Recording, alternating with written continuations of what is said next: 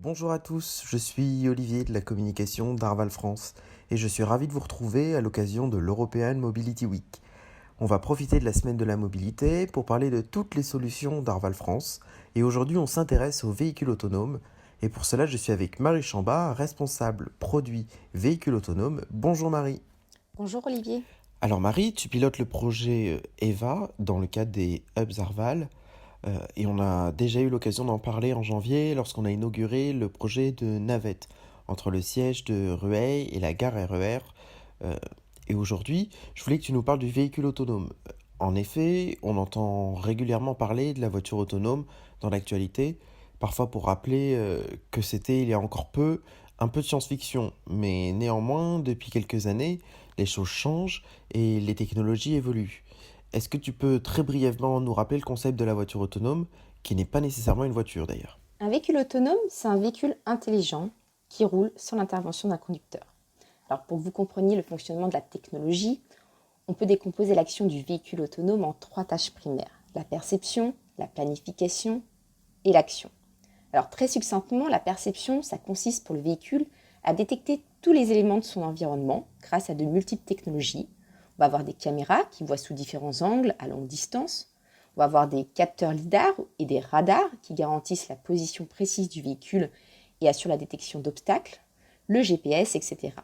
Et donc, on va multiplier tous ces capteurs pour bénéficier d'une compréhension optimale de l'environnement, mais aussi pour s'assurer qu'en cas de dysfonctionnement de l'un d'entre eux, par exemple, qu'il soit bien supplanté par un autre pour écarter tout risque éventuel d'accident.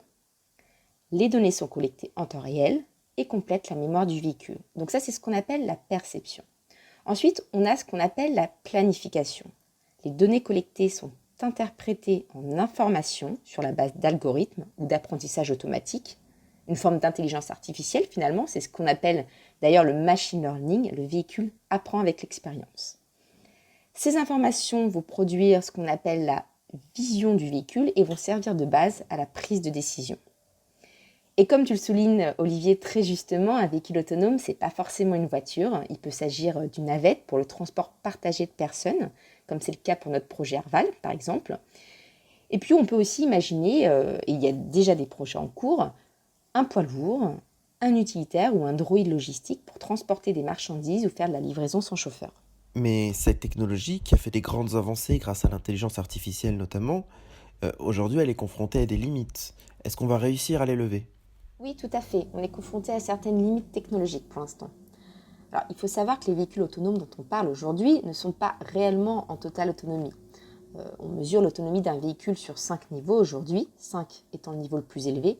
Donc là, en niveau 5, on parle d'un véhicule qui roule sans aucune intervention humaine, dans n'importe quelle situation et sur n'importe quelle route. Aujourd'hui, on n'y est pas, hein. Les véhicules se situent plutôt au niveau 3 ou 4. Donc le véhicule peut remplir des missions de conduite autonome relativement simples, mais seulement dans des zones géographiques limitées et cartographiées et sous certaines conditions. Une bonne météo, une luminosité suffisante, etc. Et par ailleurs, un conducteur ou un opérateur doit être aussi en mesure de reprendre le contrôle du véhicule à tout moment sur les routes ouvertes, parce qu'en fait, il pourrait être amené à faire face à une situation qu'il ne saura pas gérer. Je pense particulièrement au dépassement d'une voiture qui bloque la route. Et est-ce qu'un jour on arrivera à produire les véhicules de niveau 5? Alors, technologiquement parlant, j'ai pas trop de doute sur l'atteinte d'une autonomie de niveau 5 à court moyen terme. En revanche, l'un des freins auxquels on va se heurter, à mon avis, pour la généralisation de ces véhicules, va très probablement être le coût de développement et de production de ce type de véhicule. On voit bien déjà aujourd'hui les alliances qui se créent entre les acteurs pour développer ce type de technologie, par exemple Waymo avec Renault-Nissan. Et avec la technologie de pointe nécessaire pour le niveau 5, les coûts pourraient s'avérer extrêmement élevés et ne pas être accessibles finalement aux particuliers. Et donc on peut même imaginer qu'ils soient réservés demain à des multinationales ou des entreprises de la tech type Uber ou Waymo qui devront rentabiliser ces véhicules en les exploitant au maximum. Justement Marie, tu évoques Uber ou Waymo, qui est une société de Google.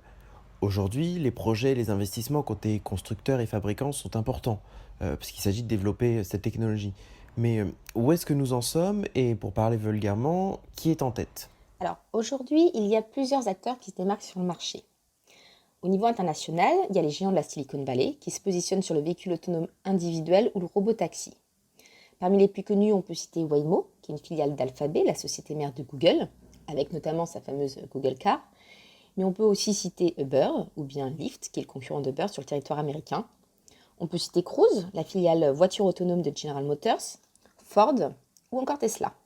Donc tous les véhicules de ces acteurs sont autorisés aux États-Unis à être testés et roulent déjà sur la voie publique.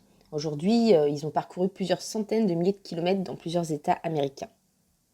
On a aussi Bédou, le Google chinois, qui investit le marché. Et enfin, en France, on n'est pas en reste. Vous avez certainement entendu parler d'EasyMile dans le cadre de notre projet EVA, ou encore de Navia, ou plus récemment de Mia. Donc tous ces acteurs composent le paysage actuel des véhicules autonomes partagés, en d'autres termes des navettes. Et depuis 3-4 ans, ils effectuent des expérimentations encadrées sur le territoire français, mais aussi à l'étranger, soit sur des sites fermés, soit sur route ouverte. Et enfin, on n'oublie pas, il y a aussi les équipementiers tels que Valeo ou des constructeurs traditionnels comme Renault qui travaillent activement sur le sujet. Mais Marie, derrière cette prouesse technologique, il va y avoir d'autres problématiques auxquelles il va falloir répondre. Je pense notamment aux questions de responsabilité et des événements récents, comme l'accident du modèle prototype d'Uber, ont porté un coup dur à ces projets. Aujourd'hui, comment est-ce qu'on entend répondre à ces questions?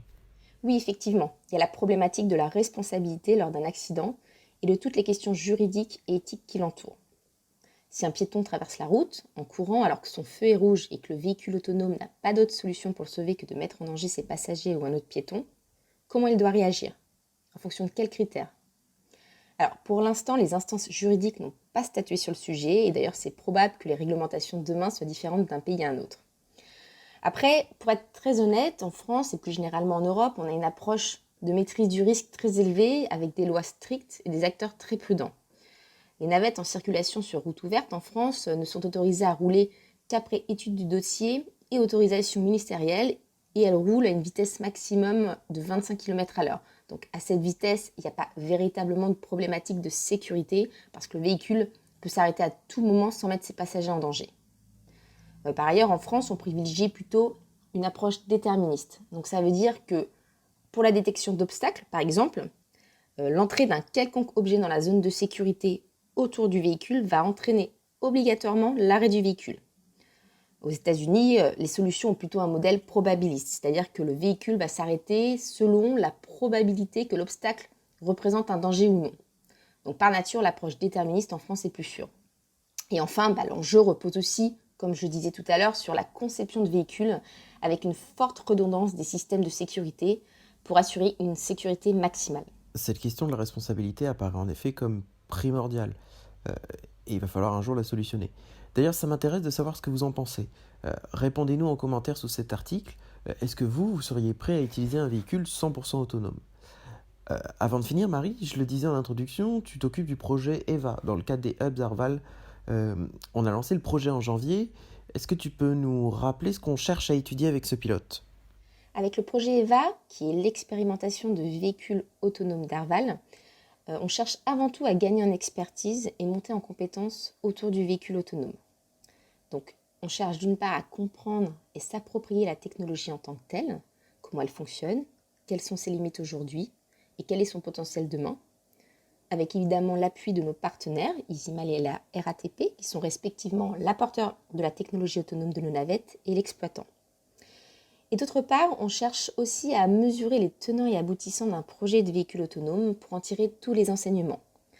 Donc très concrètement, ça veut dire quoi? Ça veut dire qu'on souhaite identifier les problématiques d'exploitation opérationnelle, imaginer les services potentiellement indispensables, appréhender l'engagement et l'implication que nécessite un tel projet, c'est-à-dire mesurer notamment précisément les investissements financiers, les investissements humains nécessaires.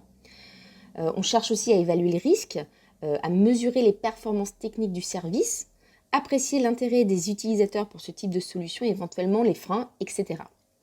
Évidemment, derrière tout ça, l'enjeu pour Arval, c'est d'être en mesure de concevoir demain là où les offres adaptées à nos clients, de structurer l'approche et l'organisation. Et pour finir, je dirais qu'EVA, c'est aussi finalement un cas pratique prêt à l'emploi pour la vente demain auprès de nos clients. Alors évidemment, la crise sanitaire et la Covid-19 sont venues impacter le calendrier initial. Est-ce que tu peux nous dire quelles sont les prochaines étapes du projet? En effet, la crise nous a quelque peu freinés dans notre élan. À l'heure où la distanciation physique reste de mise, il n'était clairement pas envisageable pour Arval de débuter l'expérimentation avant l'été. Et en fonction de la situation sanitaire en France, et plus particulièrement en Île-de-France, et en fonction aussi de la politique du groupe BNP Paribas et d'Arval par rapport au retour des collaborateurs sur site, on étudiera la possibilité de lancer l'expérimentation début octobre ou bien la nécessité éventuellement de reporter de nouveau pour un lancement plutôt début 2021. Merci beaucoup Marie. N'hésitez pas à retrouver toute la série de podcasts sur les solutions et les projets d'Arval à l'occasion de la semaine de la mobilité. Je vous dis à très bientôt.